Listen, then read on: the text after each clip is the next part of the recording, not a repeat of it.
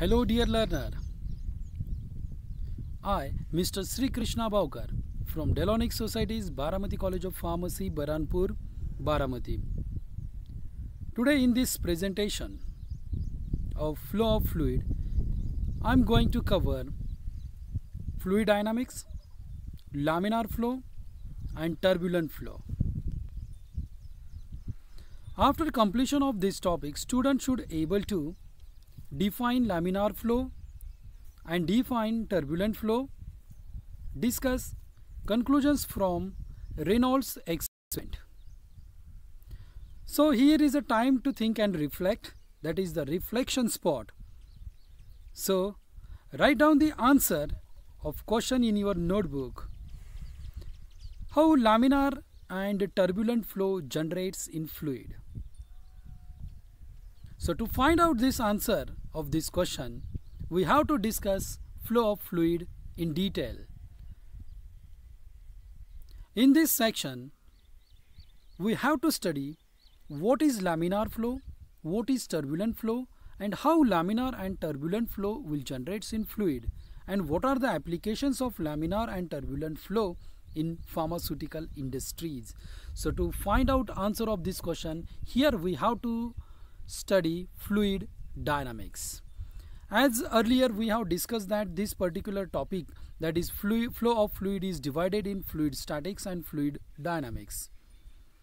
Fluid statics is a study of fluid when fluid is at rest, while fluid dynamics is a study of fluid when fluid is in motion.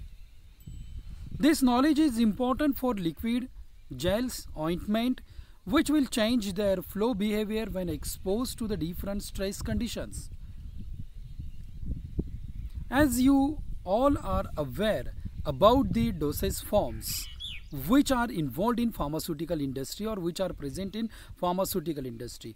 For example, liquid dosage form, semi-solid dosage form, which includes gels, ointments, all are the part of fluid, because according to definition of fluid, fluid is any substance after application of shear stress which will continuously deforms, that means which will continuously changes their shape, are the fluids. So liquid dosage form and semi-solid dosage form is a part of fluid, and this will changes their shape.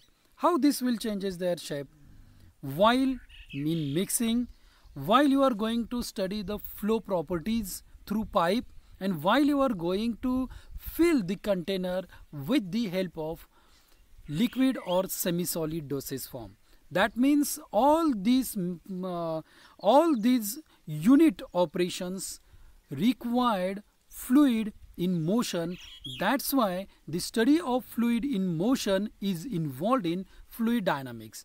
And here we are going to study fluid dynamics. In this fluid dynamics, the very important point is the behavior of liquid, and this behavior of liquid or nature of fluid flow can be studied by a very famous experiment, that is the Reynolds experiment. Reynolds is a name of scientist who has discovered this experiment. That's why this experiment is called as Reynolds experiment. In this experiment, the flow of fluid through a closed channel, that is pipeline, can be either viscous or turbulent. This can be observed in the classical Reynolds experiment. The assembly of the apparatus for the Reynolds experiment is as shown in this figure. This figure includes a glass tube which is connected to a reservoir of water. The rate of flow of water through tube can be increased or decreased by using a valve. A reservoir of a colored solution is connected to one end of the glass tube with the help of nozzle. Therefore, colored solution can be introduced into the glass tube as a fine stream. From this experimental setup, the various observations may be made and conclusions can be drawn. And here we have to discuss that conclusions. So here is conclusion number 1. When the velocity of water is low, the thread of colored water maintains its identity throughout the tube. By introducing similar jet of colored water at different points in the cross section of the glass tube, it can be noted that no part of the tube exhibits the sign of mixing. In another word, the color stream are seen as parallel lines. This flow of water is considered to be viscous or streamline or laminar flow. See the figure. In this figure there is a glass tube, and that glass tube is connected with a water reservoir, and in between water reservoir and glass tube there is a wall which can regulate flow of water which is present, which will be entered into the glass tube.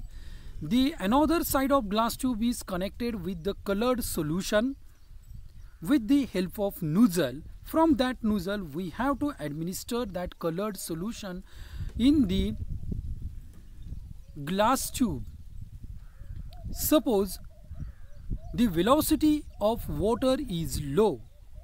At that time, the colored solution which is introduced into the glass tube, that is also a lower velocity. There can be noted that there will not be any mixing. In another word, the color stream are seen as parallel lines. That means that color stream will not be entered or will not be mixed into the total liquid or total water. That means that particular colored solution will maintain their uniform flow, that is, which is parallel to the liquid which is already present in the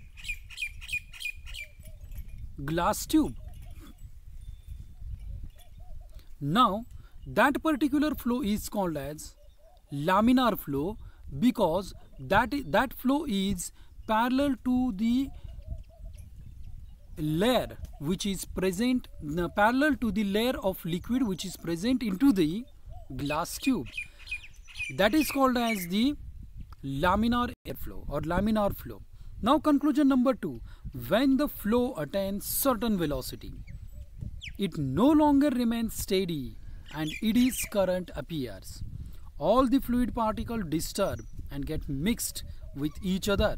Thus there is continuous transfer of momentum to adjacent layer. Such a diffused flow called as turbulent flow. See, when the velocity of fluid will increase,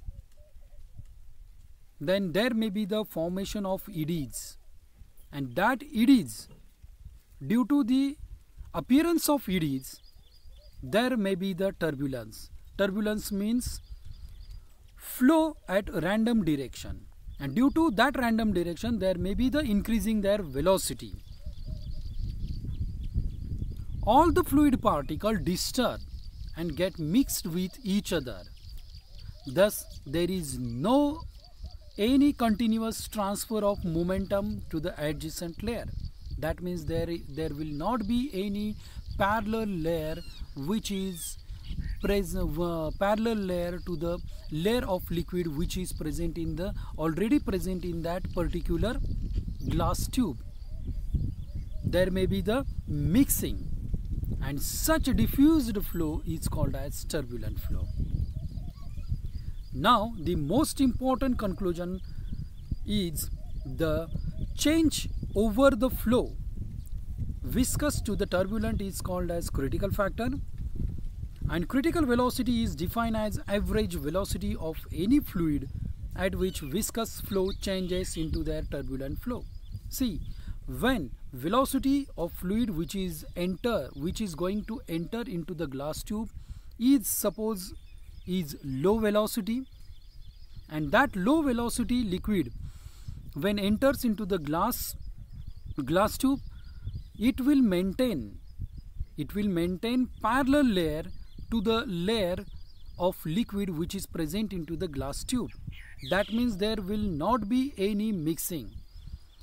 And after some time, if you will increase the velocity of liquid, that means there may be the formation of eddies, and due to the appearance of eddies there may be the turbulence, and that turbulence is due to the flow at random direction. And if flow achieves random direction, that means there may be the increasing their velocity, and with that particular velocity is responsible to mix the fluid with each other. And the change over the flow from viscous to the turbulent is called as critical flow. Critical factor.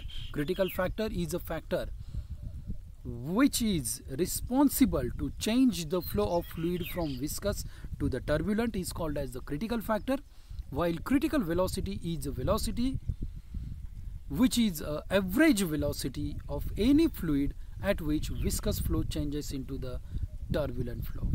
So this is all about very famous classical Reynolds experiment. In this experiment we made three conclusions. Conclusion number 1 for laminar flow, conclusion number 2 for turbulent flow, and conclusion number 3 is for critical factor and critical velocity. So here is all about today's session. If you have any queries, any doubt or any questions, you can ask me anytime by typing your question in chat box or in comment. I will try to give answer. So thank you.